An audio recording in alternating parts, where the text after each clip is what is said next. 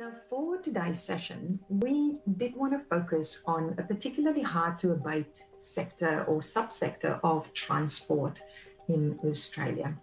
Transport, as you know, or most of you know by now, accounts for about 20% of Australia's national emissions, with road freight responsible for nearly 40% of that.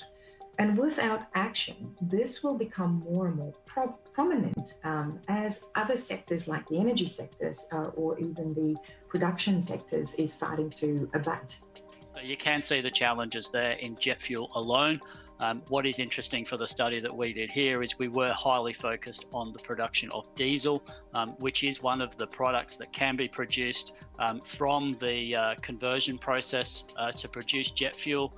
The Gen 1 and Gen 2 processes produce both sustainable aviation fuel and renewable diesel, with the focus for our work on the renewable diesel production as well.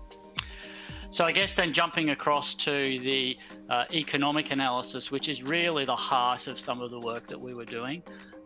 Important point here is what we were trying to do now is to establish essentially the comparison between the utilisation of battery electric vehicles and low carbon liquid fuels. We were looking primarily at the costs associated with acquisition, disposal, and the fuel costs over lifetime. And then we also looked and overlaid on top of that the carbon impacts between the two to have a look at actually how much difference does the carbon make. As we've discussed before, we can see that if we were to take a Gen 2 fuel, for instance, we can see that there are significantly lower life cycle carbon emissions compared to conventional. And we were particularly interested to see how did that compare with the overall costs of ownership.